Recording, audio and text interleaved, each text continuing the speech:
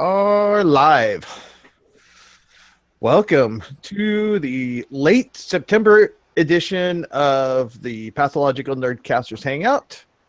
Tonight we have TC from Tattered Board Podcast. Hey.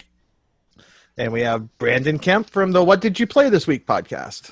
Hello, everybody. And we have myself from the Docking Bay 94 podcast, Jason Hancock. Hey, Jason. Yay! Hey, Jason. You're back from the moving. He's alive. Right? Exactly. I know we just got our new fan for our living room today. It looks like a big UFO. It's really cool.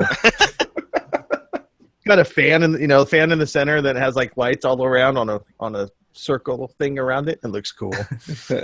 I was pretty impressed that the wife picked it out. And I'm like, okay, yeah, I'll go with that. So yes, we are slowly but surely moving in the direction of settled end. So for today's topics, we had a couple things to picked out. Talk about games we've been playing, because I actually got some in finally. Yay. And then some new stuff that is kind of depressing and kind of sad to see. Of course, every industry has it, but with Zed and Dan Yarrington. Mm-hmm. And then, what was our other topic we picked out? I forgot. I don't even remember. We were going to talk Fantasy Flight. Oh, yeah, the Fantasy Flight divorce. That's right, in Games Workshop. Divorce. Well, they've been together working with Games Workshop for so long, you read it and read their press release, and it sounded like it was a divorce. The way, yes, everything is all blue and shiny, and we were all right for over the long relationship. It's like a new direction. I think Right? a positive new direction. That was the weirdest thing I read. It sounded like a divorce to me. A divorce with kids, that's what it is. Yeah. And we're taking all the kids. We're going somewhere else. So let's start off with Brandon. What have you been playing lately? Well, since my podcast is the What Have You Been Playing This Week, or What Did You Play This Week podcast, I talked about that on Sunday. I know, and I haven't got a chance to. No. The most recent thing we played, we'll just do that. We played the Harry Potter Hogwarts Battle deck builder. Oh, how's that? It's all right. My brother-in-law picked that up from at Gen Con when we went. It was this one big splurge to, the game that you have to have before everybody else. Right. We demoed it there and got a good feel of it, but he bought it. And so he's played a couple rounds. I don't know if you're aware of how it plays, but it plays through like the movies. Okay. So you have like game 1, game 2, game 3, on up to 8, I think I was told. I don't know. I'm not a big Harry Potter fan. So we were on game 4, I believe. So each game increasingly adds more stuff to the game, basically, is what it does. It adds more villains that coincide with like the 4th movie or the 3rd movie and things like that. So ultimately what you're trying to do is the villains are trying to take over locations and you're trying to defeat the villains. It's a cooperative deck builder. Oh, cool. Kind of a simple, really simplified Marvel Legendary, maybe. Okay. At the start of your turn, you draw a Dark Arts card, which basically does horrible things to you. And then and after that, it's just basic deck building. You're buying stuff with your influence. You're hitting the villains with your attack. And you are rinsing and repeating. Sounds like a deck builder. It is a basic deck builder. It does add a little bit of complexity. Not really complexity. It just adds different things as you go to make it a little bit different. But it's fairly basic. There's no cull mechanism, so your deck is your deck the entire game. So there are issues like that with it, but it's fun. And if you're a Harry Potter fan, and it'll be a family weight Harry Potter fan kind of game. How about that? That's good. So it sounds like they're trying to hit exactly what their goal, their audience was. I think they'll sell a lot of it. All you gotta do is put Harry Potter on something and you're gonna sell it, right? Right.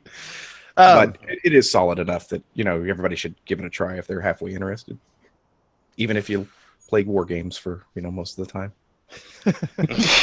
Hey, I'm playing a Firefly. I've been enjoying that deck builder. Right on. As long as you close the eyes and not stare at the artwork. Not all the artwork in that game is that horrible. Yeah, but when what's the pilot's name? Wash. Mao?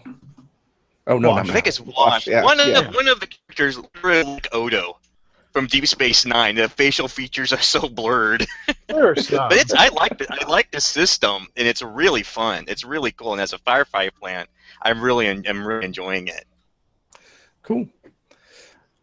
The few pictures I saw, I don't know. It's not that horrible. Oh, the artwork? Yeah. Or the game? Oh, yeah. I just like play. It's fun. It's good. Right on. Cool. Yeah. I played a little bit. I like how it's set up with the episodes. Yeah, you can play the entire half a season they made. Yeah, so that's really neat. I really like that. Are you I thought just it was as kinda irritated at the end of it? Yeah. You're irritated by like episode 2 or 3 because it gets pretty damn hard to beat. Gotcha. Yeah, you're like, oh, this is the next to last episode. Dang it! Where's the movie? Where's Serenity? Dang it!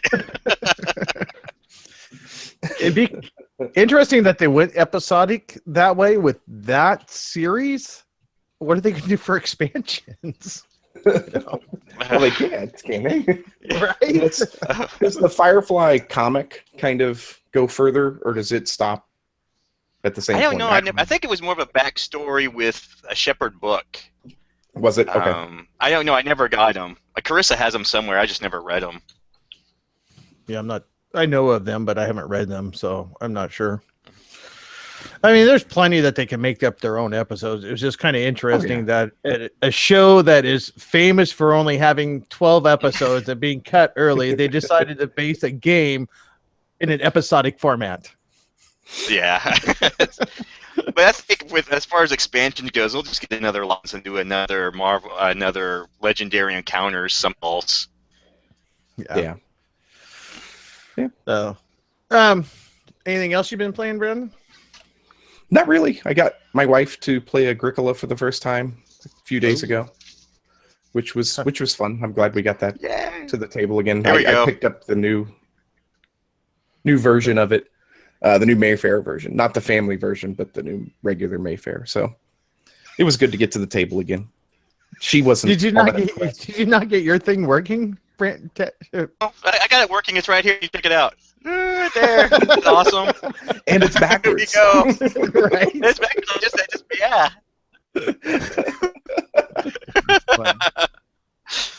Oh my goodness. So sorry, Brandon. Shiny That's object. okay. That's okay. Basically, we played it twice on Monday. I beat her by like 20 the first time, so she wanted to set it up again and get a revenge. And it ended up being more of the same. And so as I'm packing up that one, I'm packing up Agricola kind of with that, this isn't going to ever get played again. She kind of mentioned, hey, what happened to that All Creatures Big and Small game? I kind of like that one. So well, there you go. I've actually still never played Agricola. Gotcha. I saw that there's a family edition out that I think does away with the card. Yes. I don't know what the family version is. Is it just the prettied up version that Mayfair did without the deck of cards that they gave us? I know. I just saw it on the shelf. It said family edition. I said, "Hey, what's this, James?" And he says, "It's Agricola without the cards." It's because you could just play it without the cards. Why do I need a family version of this? I could just set the cards off to the side and ignore that they exist. I didn't know there was. I was wondering what that was. Yeah.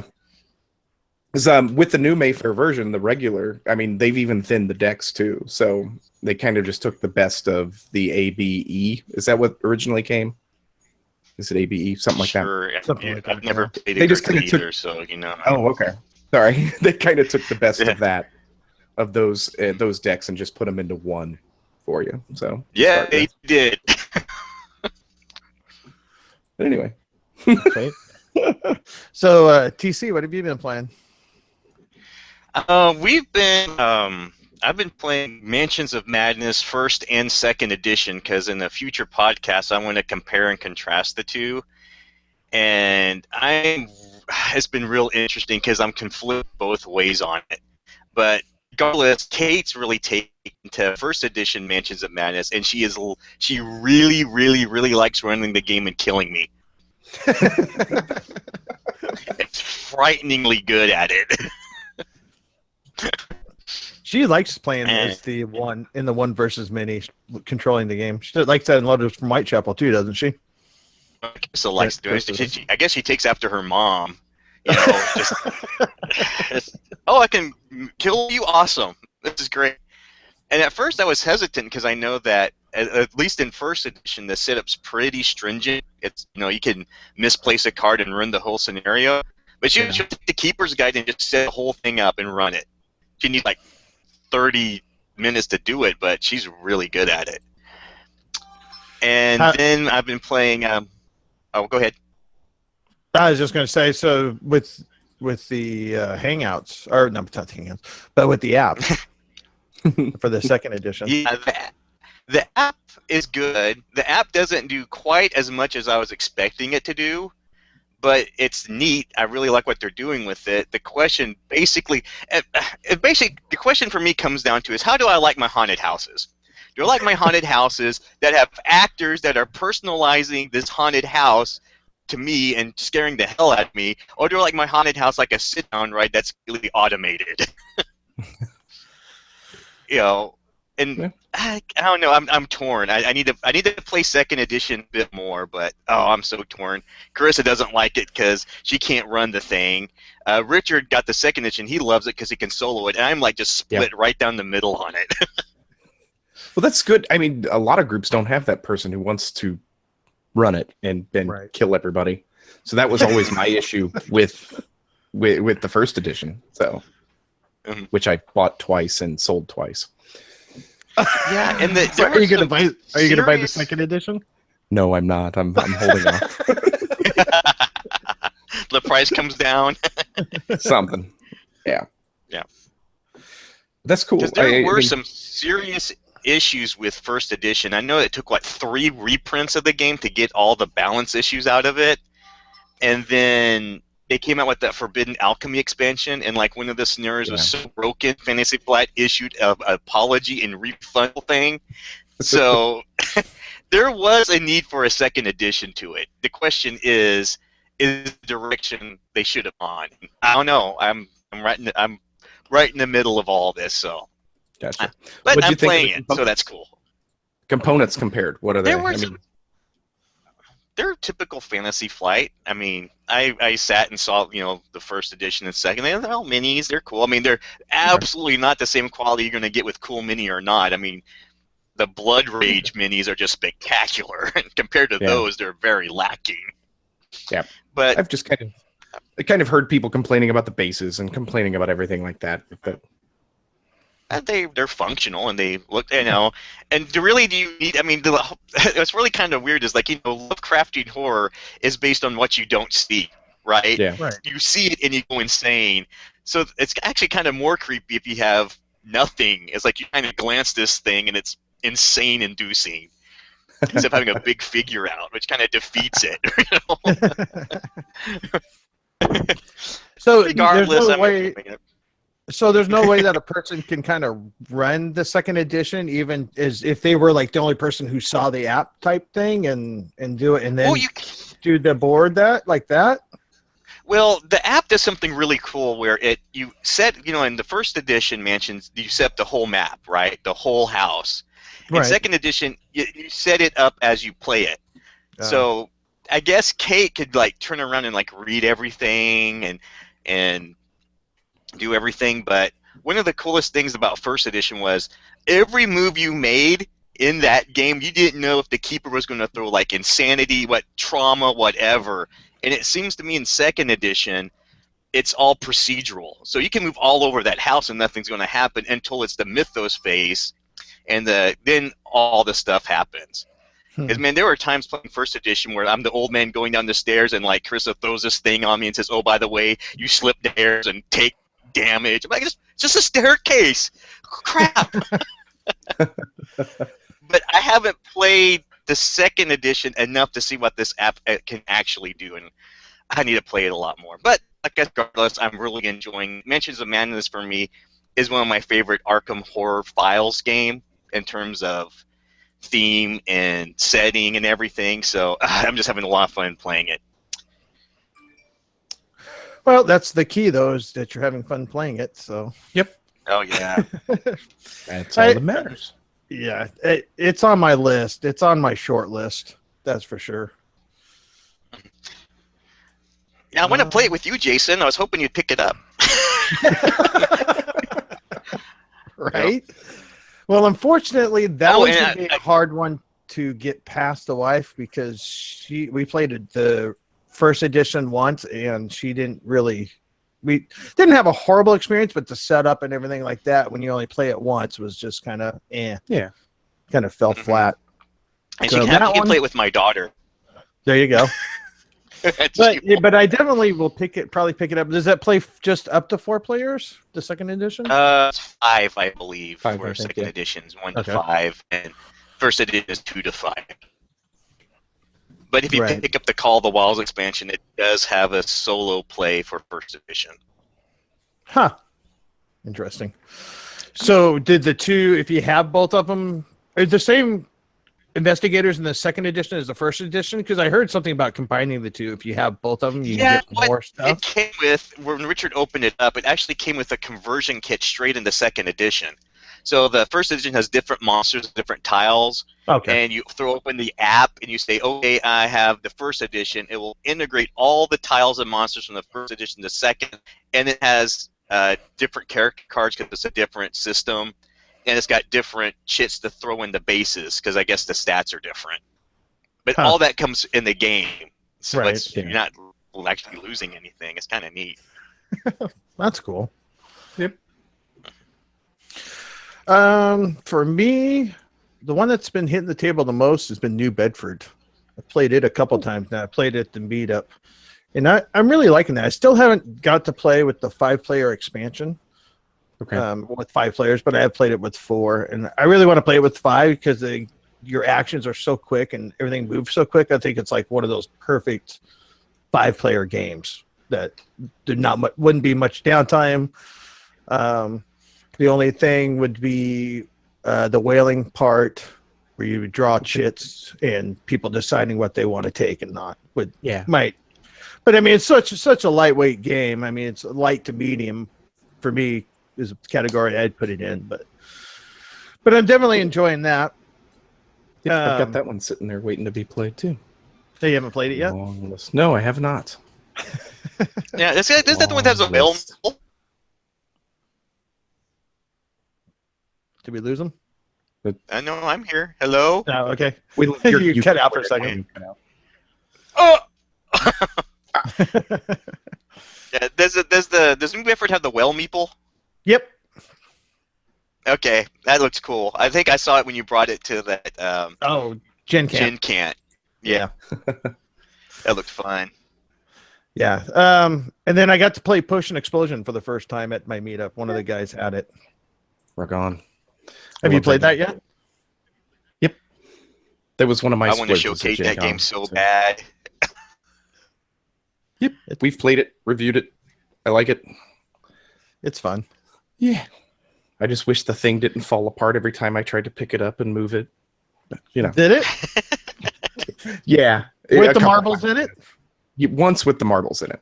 Oh. And then I realized I can't pick it up with the marbles in it. So I learn. I do. Right. But yeah. No, I like that. We honestly had so much fun with that game, even down to putting that stinking thing together. So it's a fun little game. How hard was it to put together? Because I didn't have to do that because it wasn't my. It's not. You're just punching and folding. I mean, the tubes are basically the only thing that you're folding and then putting in there. Everything else just pops together.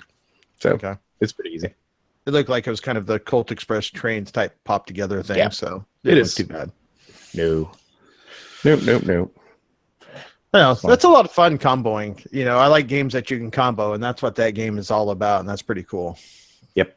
combo, and you got to use those potions at your best opportunity, and just keep going with it as long as you can.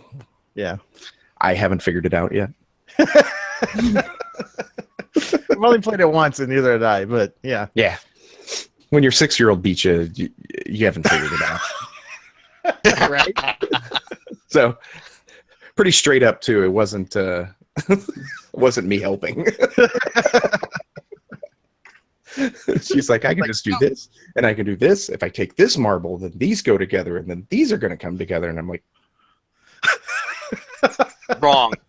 help me. Nice. It's amazing what your kids pick up on that you don't think they will. Because I remember when we ahead of winning, we thought Kate was just messing up the game and didn't know how to play. It turns out she was a traitor and she was playing it exactly the way she was supposed to.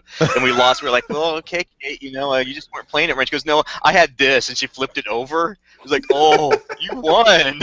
I'll never forget that ever. That's awesome. Well, she beat you in March of the Ants too, didn't she, TC? Oh yeah, she loves that game too. Yeah. She's like she loves it when she gets that exploding head card. Okay, Dad, just everything on this towel goes away. I'm like, nice. That's awesome. Oh, sweet. Well, so we've some news that has been circulating in our industry is the Zed suing Dan Yarrington, which is kind of interesting. For people who don't know, Zed started Z-Man Games, and I can't remember who he works for now. He works for WizKids now. WizKids. It's Zev Schlesinger. Yeah. Yeah. Is suing Dan Yarrington, who owns Game Salute, and I think that's part of Ship Naked is a part of that as well. Yep. They had went in on a company, a board game company, I believe, or a board game cafe, right? It was Zapped Games. It was a board game, I think. What's that? Sorry. TZ. Oh, it's a board game store, I think. It was Zapped Games. Yes, it was. Zapped Games. He owns. Yeah.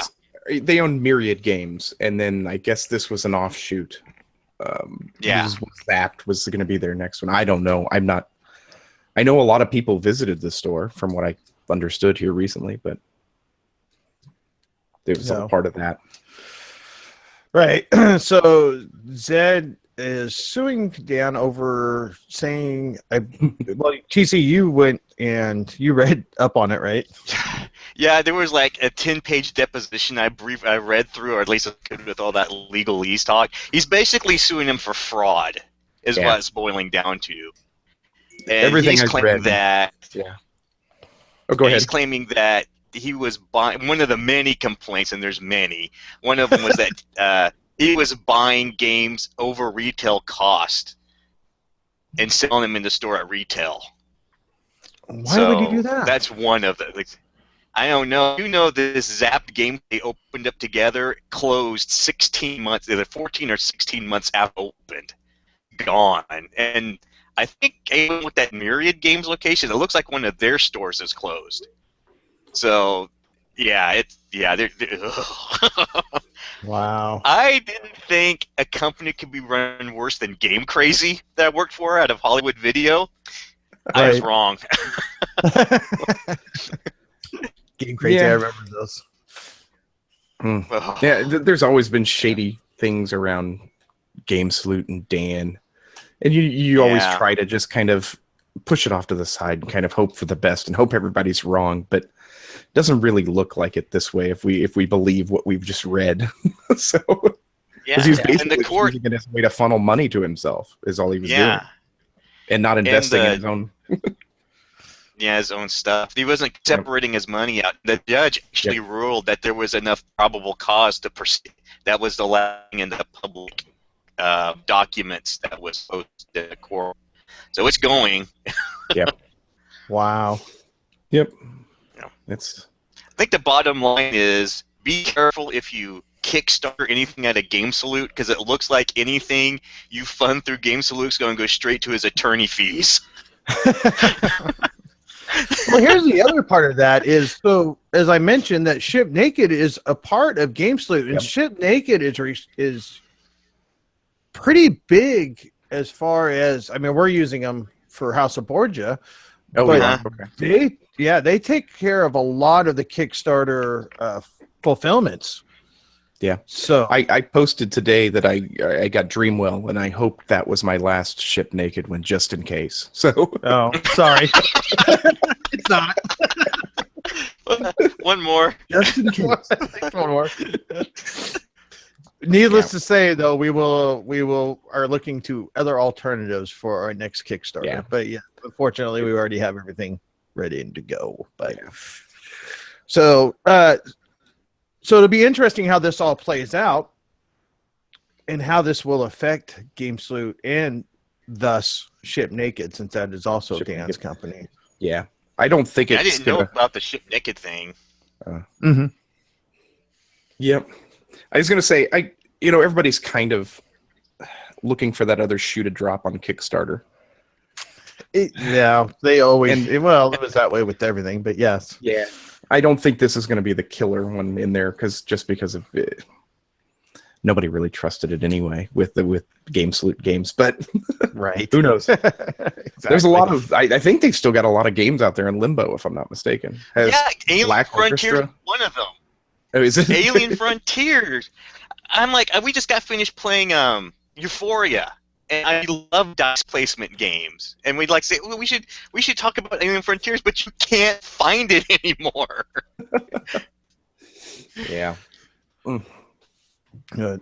Just kind of interesting. So yeah, be wary of any GameSloot. It'd be interesting if any GameSloot games launch on Kickstarter with this whole thing going on. Yeah, I haven't checked to see if he's got anything up there. I know what was Black Orchestra the last thing. Yeah, the big Philip DeBerry game. Yeah. The last thing I heard as far as GameSloot and Kickstarting is that they ship some dice game without a box. I did hear about that. Right. It's like, okay. It's like, what? Are you serious? Okay. Oh man.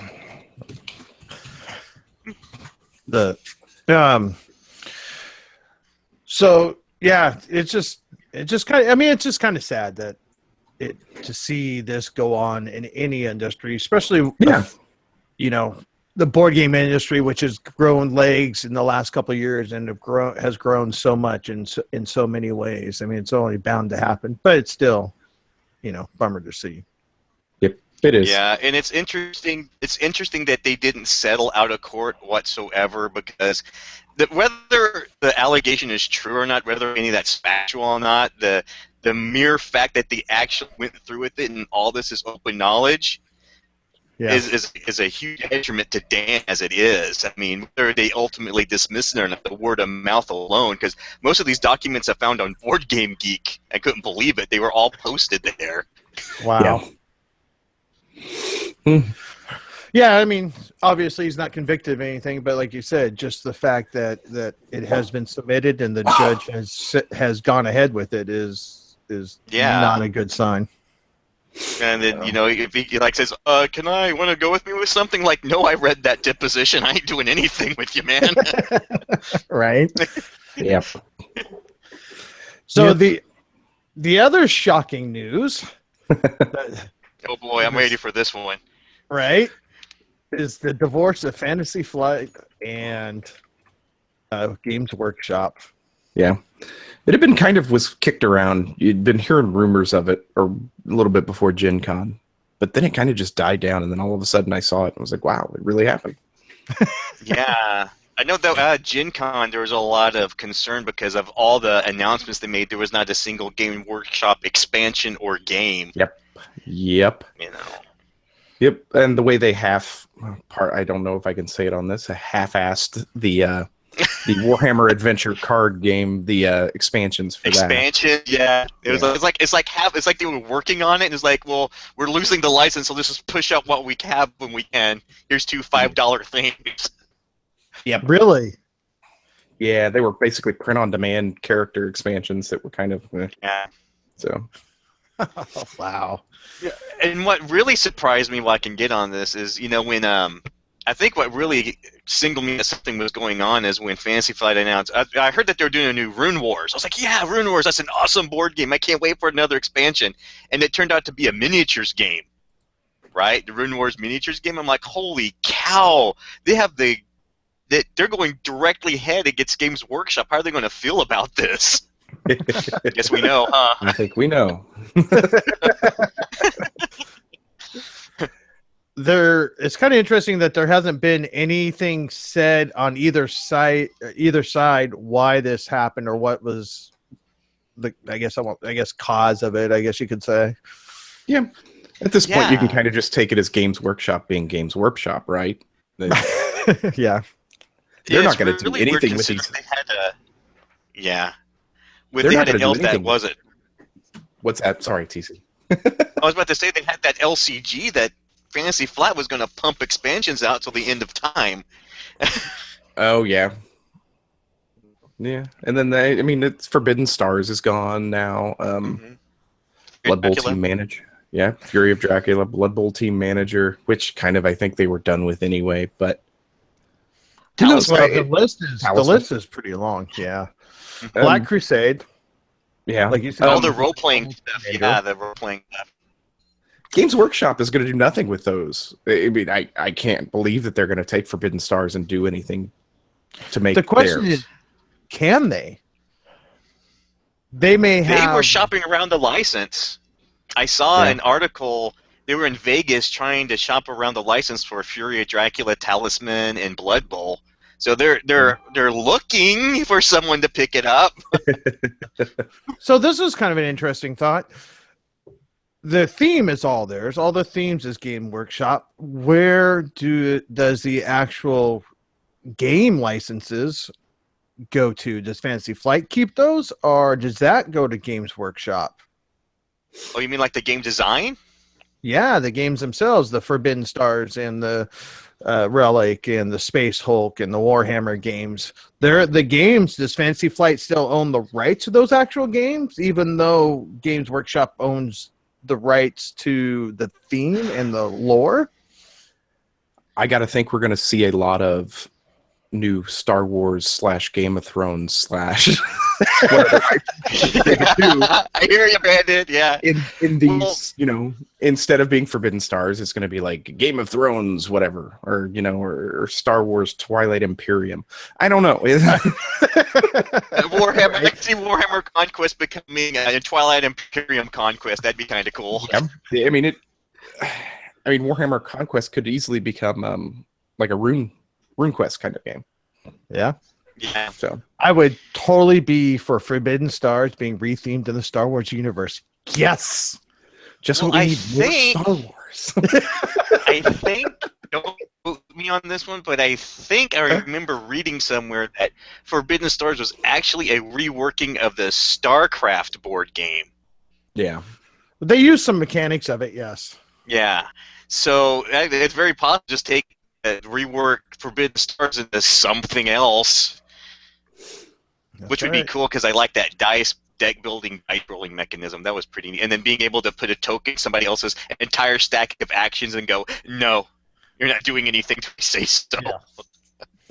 I only played it once, and I really enjoyed it. I mean, it ran a little long with 4 players, but I like that action selection mechanic of, like you said, putting your chits down. It happened to work in reverse order of what you actually want to do, and then hope somebody stack something. Yeah. That was pretty brutal, and I like that. And I call them the electric fences, but they're like barriers. You just move the electric fences around to screw people where they want to go. Oh, it's such a fun game. I was really looking forward to expansions on that thing. I thought it was a lot of fun. That's all right. I can totally see that being a Star Wars game. I'm all for that. So this may not be a bad thing. Now that you guys mentioned it, thank you. Well, have you seen that? Like on the hotness list now on Board Game Geek, like all the Fantasy Flight Game Workshop games are like at the top of the hotness, and people are like, buy it now before it goes out in print. Right? Yeah. I'm like, maybe I should pick up my Dracula 3rd edition now before it's gone. I was thinking about the Furry Dracula. That's the only game out of this list. I have Blood Bowl Team Manager, and I'll be able to find. I'm sure I'll be able to find. Well, maybe not be able to find expansions now. Well, I'll be able to find them used, so I'm not too worried about that. But Furry Dracula is one of those ones I've been pushing off on buying, and now it's like, crap. Did I screw myself again? Well, I have second edition if you ever want to play it. So. Oh, okay. Yeah, that Warhammer Quest and Blood Bowl were the only two out of that I really enjoyed and played. So. Well, I really liked Chaos in the Old World. I love that game. I'm curious what they're going to do with that one. Well, I have Cthulhu Wars, and I've heard the two are very similar. So I'm not sure. Yeah. I've never played Chaos in the Old World. I would like to. But it's not. It wasn't on my want to buy list. It's on my want to play list. Oh, I had to buy it when I saw the board was literally a depiction of human skin stretched with hooks. Like, ooh, and you play demons corrupting the world, and you're bad guys. Okay, I'm in. It's Warhammer. I don't care. It looks cool. Right. So, Richard said, I think the games go to Fantasy Flight, but the Warhammer goes to GE for Game Workshop. Yeah, that's kind of what I would think, too. Yeah, all the images and, factions and all that. But in the chat, too. Yeah. Yeah, I'm thinking. But, I mean, do we have the new Blood Bowl? Is that coming, or is that already out from Games Workshop? The new Blood Bowl video game? No. The video game's on Steam. The third edition. No, the third edition Blood Bowl or whatever. I thought that was coming from them. Is it not? Oh, I didn't know there was. I don't know. I don't follow Games Workshop. Gotcha. Oh, you're talking about the miniatures Blood Bowl. Yeah, the miniatures Blood Bowl. Yeah. I don't know. There was talk about it, and I'm not sure. Yeah. And then they had that recent. What was that one they just released in silver something or other? The Warhammer Quest. Yeah, Warhammer I haven't heard anything about since it was released either. So I don't know what they're wanting to do with them. Yeah. And they're supposed to be publishing board games now. Games Workshop is, but I haven't seen anything. Yep. Well, didn't they pick up or was shopping around to start publishing games? Game Workshop. I don't know. I saw an article on their website about something about them going back into publishing board games, but it could have easily been something else I was hallucinating at the time.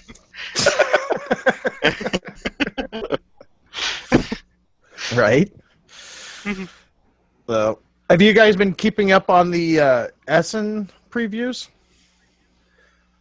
I'm frightened. Dry Heat that's coming out. Which one? Is what, TC? I said the dry heave of board games that's coming up here in a few months. Yes. You're right. I don't think it's going to be dry. The way it looks, there's going to be a lot. There's a lot. And I'm not going to continue with that. Yeah. I haven't really kept up just because I'm kind of afraid to, Right. Man, there's a lot of people excited about that A Feast for Odin and other things. I just can't bring myself to get excited for them, and that hurts. You need a hug, Brandon. I do. And the new Juve games. Actually, Cottage Garden kind of looks kind of cool. I wonder if that's actually being released. Cottage Garden. It looked like it's a bigger. You look at it, and you're going to think patchwork. But it's about building a garden with flowers and things like that. But it's much bigger than patchwork. When you say it, I think Harvest Moon, but maybe that's just me. W. Eric Martin did a preview for it over on Board Game Geek. Just kind of go look at that. That's one that actually seems kind of interesting to me. A new Juve game. That's a new UE game. Yep. Interesting. And we're not doing a farm game. Well, you're gardening your flowers. Touche. Do their cows and deers eat your flowers? I didn't see any animals, but I'm sure I could grab them from Agricola and just have them moving around. Build something. Have some bowls dig up underneath. Yeah. That one looked really cool. Looney Tune style or Pink Panther style, where they start destroying one at a time in a row. And they'll have to go on quests. Oh. And Stronghold's got a couple that Jorvik, for you Speakerstat people who liked that one. I've never tried it, but and then Great Western Trail, the new Fister game. Yeah, so that looks pretty cool. Yep, we loved Mombasa, so that's going to be a instant one as soon as I can get it at a reasonable price. I haven't played it yet. I definitely want to play it because I love Alex's. I love Oh My Goods. I know it gets a lot of flack, and especially with a couple of new rules that they've added, change. I think it really helps the game. But yeah, it's so funny. I've got both of those sitting there, and which one have we've played Mombasa because Oh My Goods just didn't click whenever we first read the rulebook. So we went with Mombasa and played that one more than we haven't even touched Oh My Goods yet. So it takes a little bit to learn. That's for sure. Yeah. But once I'm curious about Mombasa. That game kind of disappeared, though. I mean, it was like really hot. People were playing it for a while, and then it just like disappeared. It just won the Spiel de Portugal or whatever. I can't remember what it's called. So it won the Spiel de. There you go. It's got a really nice Portuguese name, and I can't think of it, so I just say Spiel de Portugal, and that's horrible. But it won a pretty big one. I mean, that's more of a Spiel award for heavier games there, and it took that one home. So it's still getting love. Good. Yep. Yeah, David, Cult of the New does make things disappear. I agree. Yep. But there are still some that still stand out. I mean, I just talked about Agricola. I went back and played that. So well, you played the new version of it, though. I did play the new version. So does that count as Cult of the New? That's the Cult of the somewhat new. It may be new because I traded the old version to pick up the new version. So nice. So have you played Caverna? I have. So how do you compare the two? I don't like Caverna. Really? Yeah, I've played it twice now, I think, and I just never figured out what the heck I should be doing.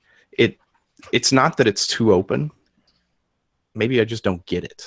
I didn't like Arl either, which is the real weird thing. So maybe it's just something about those big, wide open kind of quote unquote sandbox games, even though they're not really sandbox. There's limits to what you can do, but I don't know. I prefer the constrictions of Agricola. I love the card play. To me, that makes the game. So fair enough. I think Caverna... Yeah, I hear the card play is what makes it Agricola than Caverna. I hear that a lot. Yep. It changes everything up. I don't know. Gives you a lot of different stuff. I like in Caverna the digging of the mines and having to balance out with the fields. It is a tough balance. I think you just got to kind of pick what end-game scoring points you want. Okay. For bonus rooms, to put in your cavern, what you kind of going to go for, and that's kind of what you work towards. Yeah. I just couldn't get over feeding my people gems. So but then again, and then in Agricola, I can turn wood or I can turn reed into food. So I don't know. Well, you can afford it. If you give somebody a gem, they'll give you a potato. So, there you go. Okay. Maybe that's what I should stranger. It's no stranger than Scythe when you can like get wood from a fence and build a whole building with the wood later. Touche. That's one heck of a fence I tore down. If I can build this this monument with it, holy cow! Have you played Scythe yet, Brandon? I have not. Did you? You did Kickstart it? No, I didn't. I don't regret not kickstarting it either. Yeah. I think it gets a lot of love everywhere, and I'll play it if I see it and I've got a chance to. But I'm not. It's not one that it doesn't really. It reminds me too much of Euphoria, with the stars and with things like that. And it's probably completely different. Stars and hearts. Yeah. So. Euphoria with the stars. I haven't played Euphoria. Yeah. Okay. Yeah, it seems to be you put authority out in Euphoria to end the game, and then Psy, you're putting stars out to end the game as well. Psy, you don't win the game by putting all the stars out. You just trigger the end game. Gotcha. That could be interesting if you're trying to push. If you think you got it and trying to push the end faster, it kind of lends to that type of strategy a little bit more. But yeah, I can see where that so could be. So you didn't care for Euphoria? I didn't.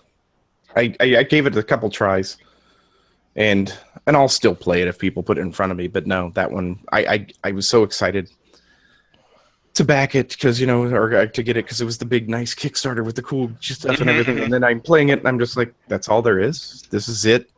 So, but with Jamie's something games, funny.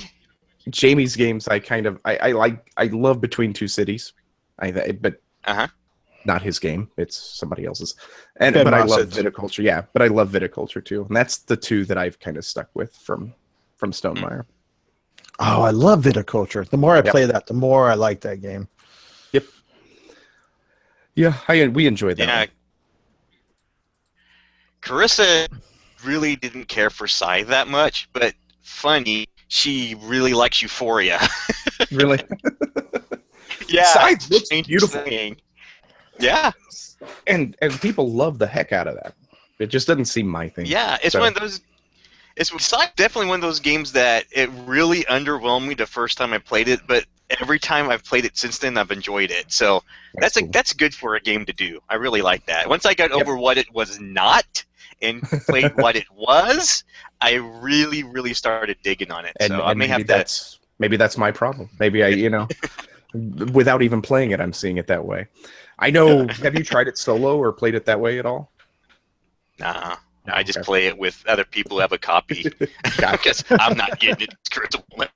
I know. Yeah, I know Jamie on our show has been enjoying the heck out of it solo, and so has Derek. So seems it's found its way. Yeah, and it's still on the hotness. It's still doing really good, and so I think that's people are playing it, and I think that's great because it really upsets me when I see collector's edition of games just sitting on the shelf instead of on the table being played. So when I see it out, I'm like, yay, keep playing it, please. Yeah.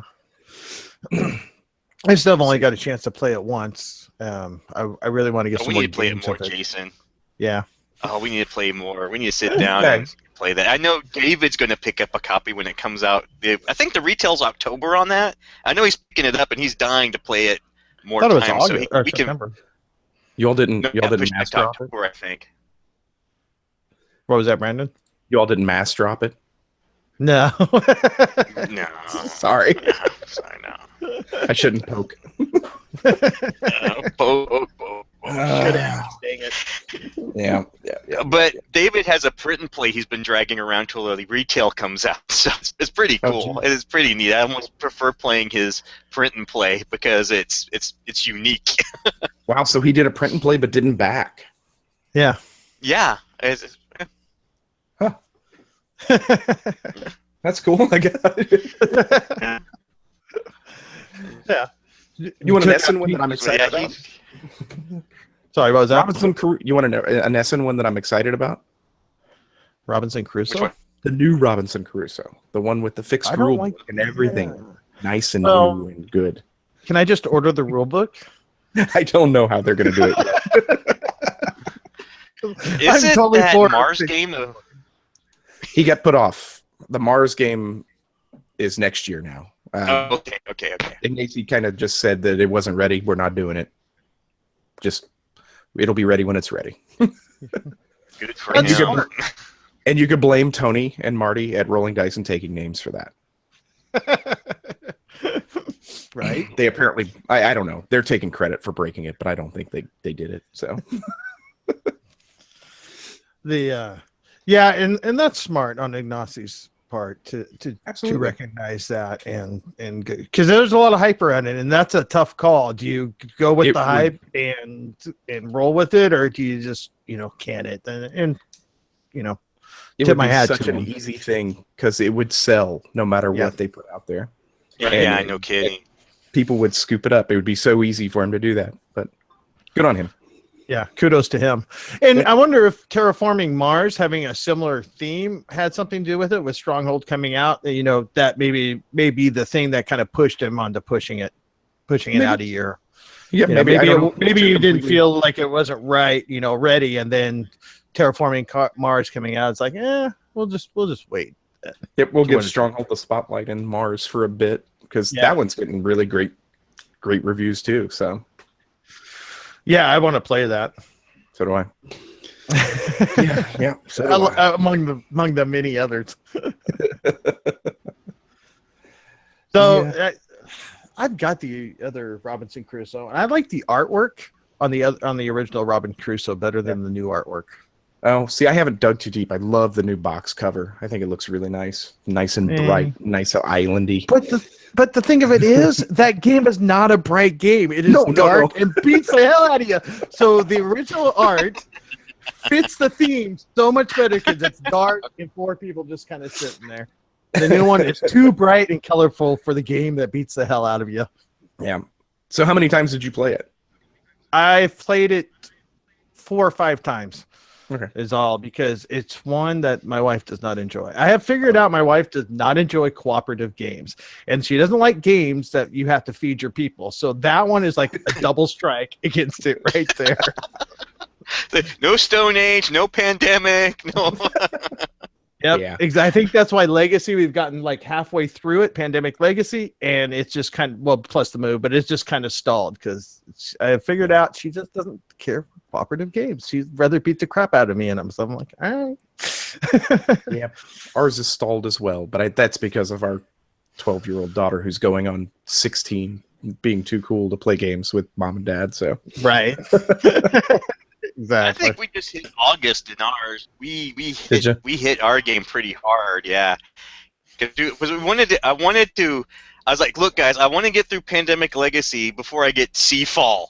I don't want to have 2 Legacy games going at the same time. So we're not buying Seafall till we beat Pandemic Legacy. So that's another one I'm curious to play, but I've heard mixed reviews on it. I've seen cancellations. I've seen all that kind of stuff. People canceling their pre-orders or trying to. I don't know how Plaid Hat is doing that, but I would in a heartbeat jump on that game and try it if I thought that I had a group that I could get together on a regular basis. Because that's not my family wouldn't touch that. So, but you've been playing Legacy. I mean, Pandemic Legacy. Yeah, Pandemic Legacy. Yeah, yep. So no, I'd take the plunge and try it, but I've heard the same mixed kind of meh thoughts. Yeah, it's just kind of sad. If I get to sticker the board and name stuff and rip open boxes, I'm happy. Oh, you buy pretty game that I paid money for? I don't care what it looks like. We're saving all of our Pandemic Legacy stuff that we've torn up. I've kind of stuffed it underneath the box. And so No.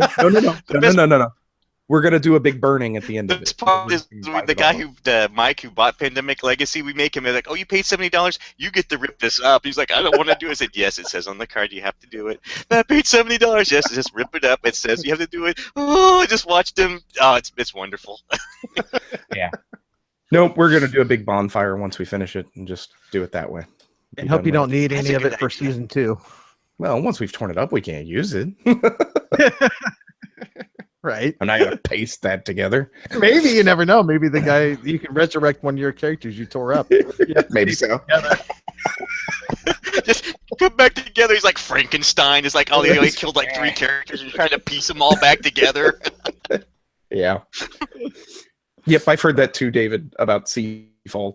The first 3 games are kind of the blah part, and then it gets more interesting as you go. But I've seen does that mean David's picking it up so we can play those 2 or 3 games and help him get through the blah part? That sounds like a deal. You guys who are going to BGG Con, I'm sure David will be there. Right? He'll probably hook you up. That's all you do at BGG Con is just play Seafall to completion. We're not playing anything else but Seafall every day, every hour. You know, I'd almost be up for that because that would be an experience and a half to talk about. What'd you play BGG Con? Oh, Seafall. Yeah, it wouldn't be that bad. I do Mega Civ. I mean, that's about the same, isn't it? Yeah, If I it's like sat for 18 hours. 18, yeah. Except Did you you do have to destroy Mega the game. Where'd you do Mega Civ at, Brandon? No, I said I would. I Oh. would in a heartbeat. I'd do Mega Civ, but Yeah, that'd be interesting for sure. yeah, David was saying that's what a lot of people. You did that at BGG Con, didn't you? You played Time Stories, or did you not play it all the way through? Yeah, we played it, but it only took us twice. But we did it one night with Brandon and Josh from Brawling Brothers. We played 1.5 games, and then we finished it like Sunday night, went through it. And we didn't even actually technically complete it, but we went so far we knew what we needed to do. So, but yeah, the one story. We played like 3 times. So, but I also had my copy on me. So, because once you take away all the plastic, it would fit in my little game box pretty easily. So that was kind of the cool thing. Yep. When you take away the guide on that, have you continued on with them? Well, with the move and everything, we haven't continued on jack shit. So, yeah. I've got Prophecy of Dragons. We've played it once, and it was bad, wasn't it? No, I liked it. We didn't. I mean, we didn't get very far in it, but wait till we get to the ultimate disappointment that it's the surprise deck. Don't tell me. No. I've got the same one sitting there waiting to be played, but we just haven't. The group. Well, I guess part of it is the group I play it with. My sister-in-law was due 3 days ago, so we haven't felt like sitting there for long periods of time. Right. I would be running into the same problem because the couple that we played with, that we started with, that we've been playing Time Stories with, she's due in October. So there you go. We're running into the same issue now. It's like, dang. We had originally planned we were just going to take like a Saturday and we were going to hammer through Prophecy of Dragons, and if it was fun, we'd pick up the next Under the Mask, but it just never happened. Blame that on me, the guy who brings the games every dang night. Right. So. Yep. But it's not. So yes, it has kind of fallen to the wayside, but not because of the game. Right. Exactly. Yeah. Cool. But once again, the Cult of the New, I think, keeps pushing stuff off as well. So when I do get games, then it's usually new games I'm playing. Yeah. You got anything on the way you're excited about? What do I got on the way? Not really, because I just got Networks not too long ago. And I'm excited to get that to the final version of that to the table. I was kind of looking around, looking to see. I have Morocco still in Shrink. Yeah. I want to play. Yep. Play it with more than 2. I don't think 2 is a good spot for it. Okay. So, but I think it's going to work really well at the higher player counts. I just got to get it to the table and play it. Nice. Good to know. Yeah. I am excited to pick up Mansion of Madness, as we were talking about, because I think as a co-op, I think that will work a lot better for my group. Really group. Enjoy it. It's pretty neat. There's the salesman. Yeah. No, Yes. I've been really enjoying it. The 2 plays I've had it, it's just the one. It was fun. There's playing and talking, and we didn't know what was going on. It was really neat. Yeah. And then I am actually really excited by Iberia Pandemic. I got that pre-ordered, so I think that looks pretty cool. Just, I mean, yeah, it's Pandemic again. There's a couple twists, but I like the art and I like the theme of it. And of course, the historical setting. Yeah. Yeah. And so I'm did a you pre-order Cthulhu that one? sucker. Yeah, I did. Okay. Yeah. And I'm a Cthulhu sucker, so I am definitely I want to play Cthulhu Pandemics too. So I've heard good things about it. I mean, yeah, but you can't go wrong with Pandemic. I don't think. Well, you probably could. But it looks pretty. So yeah, it looks pretty and it's Cthulhu. I'm sold. Yeah. Yeah. Dave pointed out maybe we should be looking forward to House of Borgia soon, and and his game Succession. So if you haven't, I did back that. Yes. Yep. Yes, we did too. Everything should be rolling in production for House of Borgia. Okay. I know that Jason's got they don't do white copies anymore like they did before, but he's got the preprint, and they are sending us like 4 or 5 final produced ones, and then everything will be rolling. Everything's been okayed and should be hitting the rollers. Cool. Awesome. Looking forward to that. Yeah, thank you. We're hoping everything will be shipped by our November date. We might be pushing a little into December with the whole Hanjin shipping thing going on now. Yeah. So we're hoping that we get everything produced and that Hanjin's freights all get cleared out of the ports and get that figured out before it backs up all the ports. So yep. Yeah, I can see a lot of Kickstarter people hoping for that same thing. Right. Kickstarter people and publishers. Those boats gotta move. Yeah. Exactly. It's like a Panamax stuck. Yep, but we're gonna push. We're gonna push. That's right. Yes, exactly. So we'll yeah, that Eagle Griffin boat behind you. Exactly. You just don't want the Game Salute one behind you. No. No. So, anything TC that you're really looking forward? What's GMT doing? I haven't heard any good news on GMT. What do we got going? Well, we're getting ready. We just got Grand Prix, the follow-up to Thunder Alley. So you got your copy already? What? And me and Eric are thinking about doing another tournament because we did 2 tournaments with Thunder Alley. We're thinking about doing another one here pretty quick at Cloud Cap with Grand Prix. So that's actually kind of exciting. Why am I just not hearing about Grand Prix? Why am I not? I know. Sooner. We've talked about it. Well, on I just got a pitch from Eric, who he's like, "Look what I got! Send me this picture. Says should we do another tournament?" And there's a picture of an open box with Grand Prix in it, so I know it's shipped. Nice. And the other game, yeah, I'm curious. We had so much fun with Thunder Alley. I just can't imagine how much fun we're gonna have with the Grand Prix. And the game I'm actually looking forward for the most is I'm hoping a game you'll play with me, Jason, is that Arkham Horror card game. Yes, I am sold. It's Arkham Horror and it's cards. Yeah. And it's solo and it's cooperative.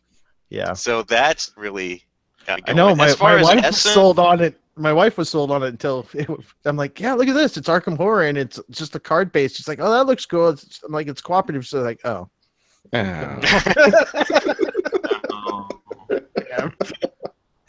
Should have left that part out. That one, the fact they're trying to do role playing with card construction, I'm peaked. I'm curious to see if they actually pull this off. So I will be buying the base set and probably the first few expansions to see if we can't get moving on it. Yeah, I totally play. But as far as with you, sweet, yeah, because you're gonna be my guinea pig probably. Like, come on. We got Dunwich over here. The Dunwich monster's messing with us. We gotta figure this out. You pay for it, and I'll be the guinea pig. That sounds like twist his arm. Yeah. You have to play with my pre-constructed deck. No, I want to make my own deck. Then you have to buy your own copy. As far as Essen releases, I thought Terraforming Mars was an Essen release. Is that out already? It got a limited Gen Con release, and he sold out of that. And then I think it's an end of this month release here in the U.S., if I'm not mistaken. Maybe pre-orders. Some places have received theirs because CloudCap was supposed to be or is doing a Terraforming Mars thing tomorrow night at their strategy game night. Yeah, that's but without the game because they're not getting the game till Friday. Yeah, that's the double exposure or the Envoy, the splash. Yeah, Envoy. Yeah.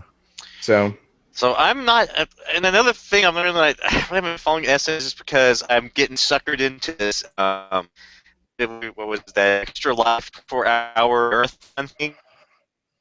Tiffany, a whole bunch of Essence games for us to play, so I kind of want to be surprised at what is going to hit the table. Gotcha. Yeah. I'm sure you'll get some good ones. Yeah. Usually the games I really want to play are the games that I can't get a hold of, because last year Lingham, I really wanted to get my hands on Lingham and play, and you still can't get your hands on that thing. Capstone Games. It's coming. But that's not till next year, first quarter. Next year, yeah. So yeah. I'll pick it up from them. What's Well, that? not for because I'm not going to import a copy. I'll wait for the capstone copy. Yeah, I don't even know if you can import them anymore. The way it sounds. Oh, So. wow. Yeah. Yeah. And that's another kind of reason that kind of frustrates me with Essen a little bit is people like talking about all these games that are cool and they're like next to impossible to get or next to impossible to get in a language I can read. Picky. I know. Like, Doc worked. I don't know what this means. I think we moved some stuff around maybe. Right. For you, Brandon, anything that I'm looking forward to. I just got Robinson Crusoe. I just got Dreamwell in from Action Phase. So I'm looking forward to throwing that on the table. Beautiful art, nice little kind of abstract kind of just move around a board, basically collecting. It just looks really good on the table. That's important. I'm a sucker. I hear that. What else, man? Oh, Baza's new game. Have you played that? Whose? Antoine Baza? Antoine's? Ooh. Which one? Oceanos? Yeah. I have not. Yeah. Yeah, that is one I really want to play. I like his designs. We're previewing the new Green Couch Games title, Outlawed. So that looks pretty cool. It's a fun little card game from Ryan Cowler, just like Jurassic Attack. So it'll be fun. Right other than that, there's not a whole lot. Grand Prix I'm looking forward to. I haven't gotten my shipping notice or anything yet. It's still sitting there waiting to come to me, I hope. Come to Daddy. So speaking of Grand Prix, real quick, what is the difference between Grand Prix and Thunder Alley? What did they just update it? Update some of the mechanics? What? I don't know. All I've seen is the box and shrink. There are car on the cover.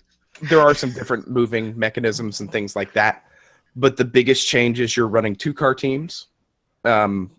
Instead of fielding the bigger, no matter what, you're running 2-car teams, and there are NPC or the cars on the track as well with you. So you're going to have a full track regardless, and it's going to have other things going on in there. So, and you can use all those old Thunder Alley tracks with it. Maps. So, yeah. I'll keep you posted. I'm very excited to play it. So I am too, and I'm probably going to just be disappointed because no one's going to play it. My group absolutely hated Thunder Alley, and did you give them beer?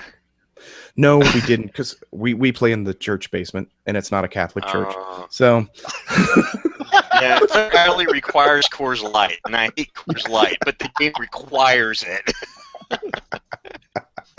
But I love Thunder Alley, and I do have one guy in the group who really enjoys it too. It's just I think most of the time we've tried to play it with them. It's a game that got brought out because we had 7 people there. Mm-hmm. That's what that game plays. Mm-hmm. Maybe it shouldn't play that, but that's what it does. Maybe you shouldn't be teaching 6 new people that. Yeah. That's part of it, yeah. It drug on. For a game that's supposed to be a race and move fairly fast, it moved kind of slow. But I absolutely love that. A couple Geekways ago, I think we ran like 4 races back to back and just had a blast with it. So, right on. But I'm looking forward to Grand Prix. 1846. Yep. Anybody? That's just to be shipping in October, I think. Yeah. They haven't charged. They haven't charged yet, so but it's on my queue. I'm waiting for it, like you are. Yeah. And Pericles, but that's a ways out. But I've got the. I think that's the one I play testing it. I think Pericles is the one I P500. I didn't even think about Grand Prix. I forgot about that. Thunder Alley doesn't get enough play. You win part of the tournament, Jason? Huh? The what? You want to be part of our Grand Prix tournament? Where are you having it? Club Cap. And when? Oh, I don't know. We'll set it up sometime. Okay, well, depending on that sometime, yes. Yes, I would like to. I'd like to get my ass kicked at that. We named our initial tournament after a player who literally walked out of the game. He hated it so much. It's his name, Memorial Cup.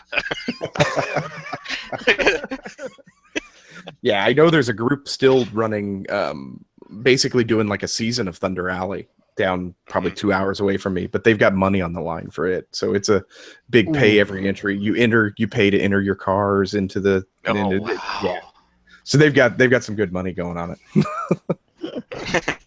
Wow. Yeah, I haven't played Thunder Alley enough to put money on it. That's for sure.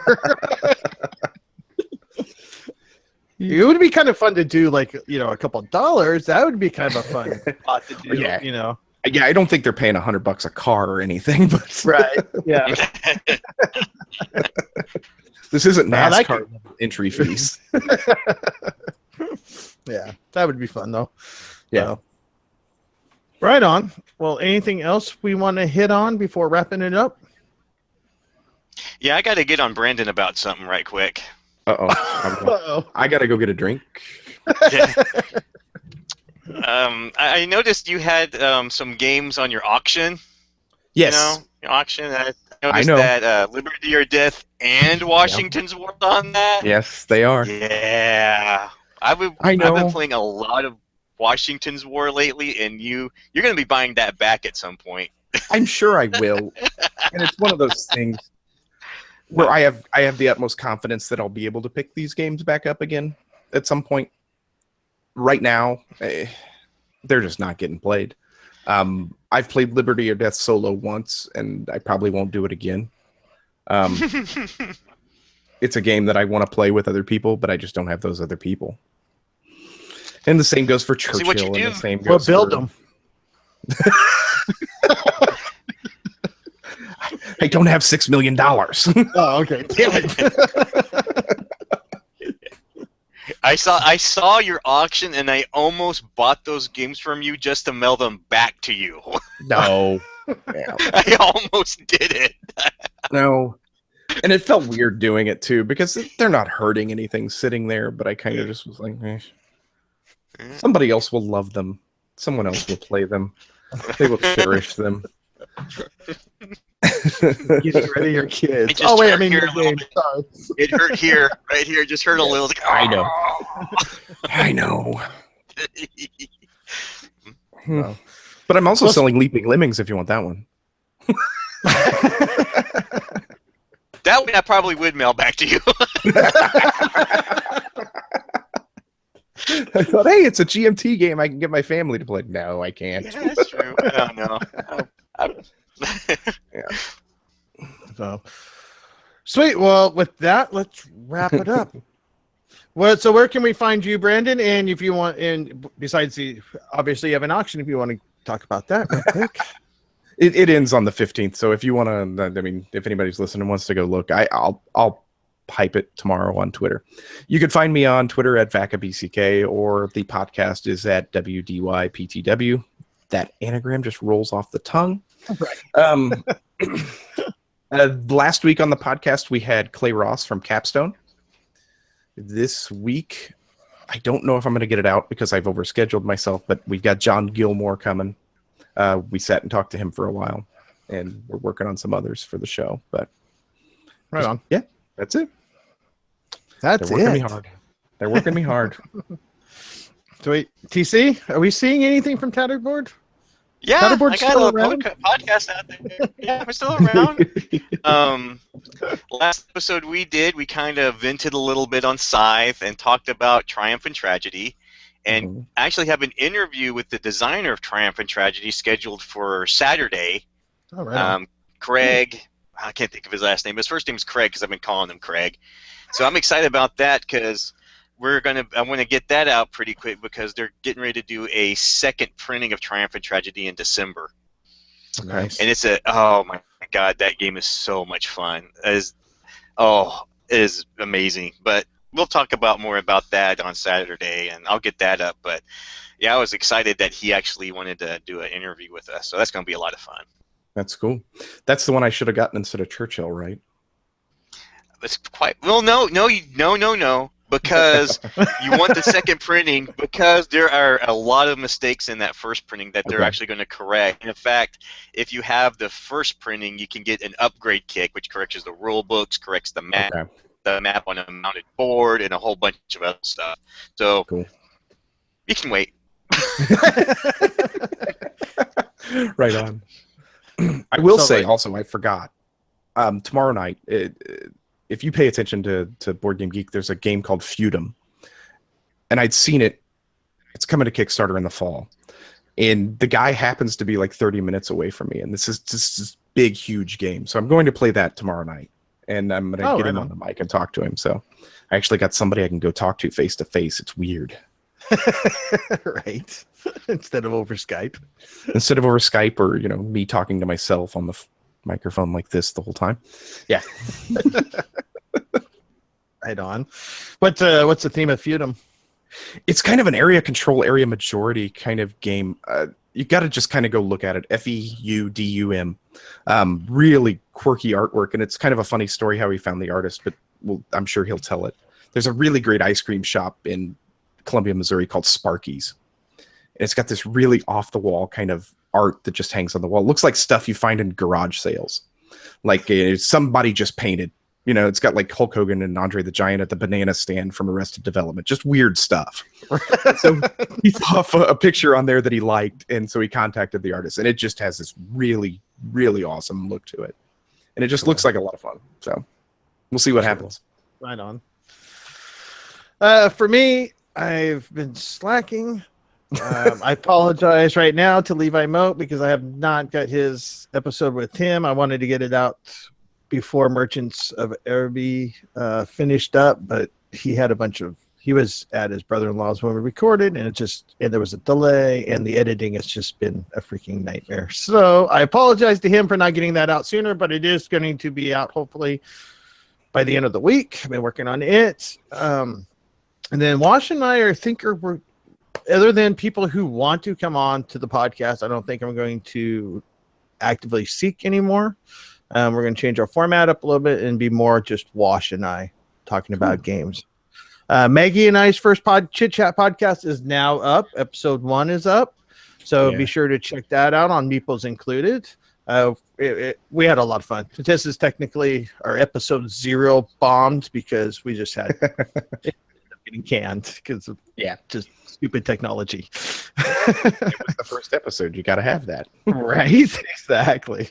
So we recorded finally, and it is out. She's so much fun to talk to. I look forward to doing more with her. So that's going to be about a monthly thing that we're going to try to do. So, that's about what I've been up to. So. Yeah, you can always check it out at Docking Bay 94 podcast, and the Chit Chat is at Meeples Included. So, right on. Well, thank you guys, and thanks everyone who stopped by to hang out with us and listen to us talk about games. Much appreciated. A fun time as always. So, until let's do it at the beginning of October this time at the right time. Yeah, on schedule, right? So. Right on. Well, thank you, TC. Thank you, Brandon. Yep, you're welcome. Thank you, Jason. Bye. Yep. TC. All right.